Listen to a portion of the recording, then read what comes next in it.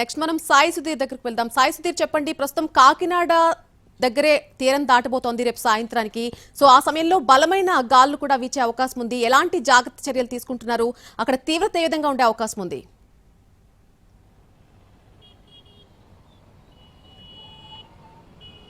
నళిని కాకినాడకు సంబంధించి కోస్టల్ ఏరియాలో దీని తుఫాను ప్రభావం ఎక్కువగా ఉంటున్నట్లుగా కూడా అధికారులు అంచనా వేస్తున్నారు. దానికి అనుగుణంగా తాళ్లరేవు నుంచి తొండంగి వరకు కూడా దీని ఇంపాక్ట్ ఎక్కువగా ఉంటుంది. దానికి అనుగుణంగానే అధికారులు ఏర్పాట్లు చేస్తున్నారు. మరొక వైపు ఈ మండలాలలో, ఈ 6 మండలాల్లో తాళ్లరేవు, కాకినాడ సిటీ, రూరల్, మరొక వైపు తొండంగి, తుని, ఈ 6 మండలాల్లోనే ఎక్కువగా ఇంపాక్ట్ ఉండే అవకాశం ఉంది. ఒకవేళ తుఫాను కనుక కాకినాడ తుని మధ్య తీరం దాటుతుందని వాతావరణ శాఖ అధికారులు ఇప్పటికే ప్రభుత్వానికి దానికి సంబంధించి నివేదిక ఇచ్చారు. దానికి అనుగుణంగానే ప్రభుత్వం కూడా చర్యలు తీసుకుంటుంది. ఉదయం నుంచి కూడా కాకినాడ జిల్లా వ్యాప్తంగా చాలా చోట్ల భారీ నుంచి అతి భారీ వర్షాలు కురిశాయి.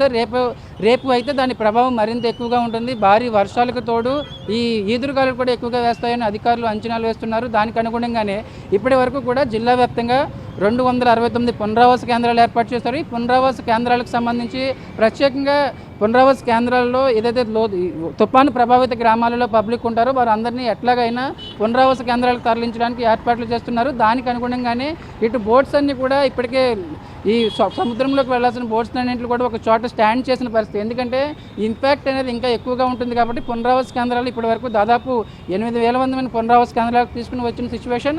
దానికి అనుగుణంగానే వారికి అక్కడ అన్ని సౌకర్యాలు ఏర్పాటు చేయడం, మరొక వైపు స్కూల్స్ని కావచ్చు, అదేవిధంగా కాలేజెస్ని కూడా పునరావాస కేంద్రాలుగా మార్చి దానికి అనుగుణంగా మండలానికి ఒక యూనిట్గా ఏర్పాటు చేసి దానికి ప్రతి డిపార్ట్మెంట్కి సంబంధించిన అధికారులు కోఆర్డినేట్ చేసుకునే అధికారులు ఏర్పాట్లు చేశారు. మరొక వైపు ఈ తాళ్లరేవులో ఉదయం నుంచి కూడా కంటిన్యూస్గా వర్షం కురుస్తుంది. దానికి అనుగుణంగానే అక్కడ సముద్రాన్ని ఆనుకుని ఉన్న ఏరియాస్కి సంబంధించిన మత్స్యకారులు కొంతమంది ఇబ్బంది పెట్టారు.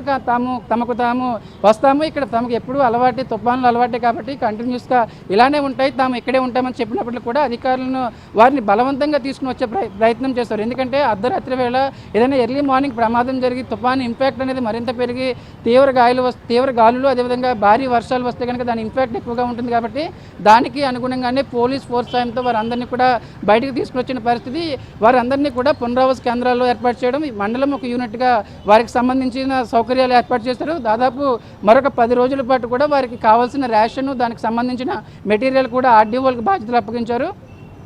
మరోవైపు ఇప్పటికే డిప్యూటీ సీఎం పవన్ కళ్యాణ్ కాకినాడ జిల్లాకు సంబంధించి కాకినాడలో తుఫాను ప్రభావం ఎక్కువగా ఉంటుంది, తుఫాను తీరం దాటే అవకాశం ఉంది కాబట్టి దానికి అనుగుణంగానే అధికారులు జిల్లా ఎమ్మెల్యేలతో రివ్యూ నిర్వహించారు. ఎక్కడ ఏం అవసరం ఉంటుంది, అదేవిధంగా ఎన్డీఆర్ఎఫ్, ఎస్డీఆర్ఎఫ్ బృందాలు ఏ విధంగా అవసరం ఉంటుంది దానికి అనుగుణంగానే రివ్యూ నిర్వహించారు. మరొక వైపు ఈ తుఫానుకు సంబంధించి హాస్పిటల్స్కి సంబంధించి ప్రభుత్వ కావచ్చు, ప్రైవేట్ హాస్పిటల్స్లో కేవలం ఎమర్జెన్సీ సర్వీస్ మాత్రమే చేయాలి.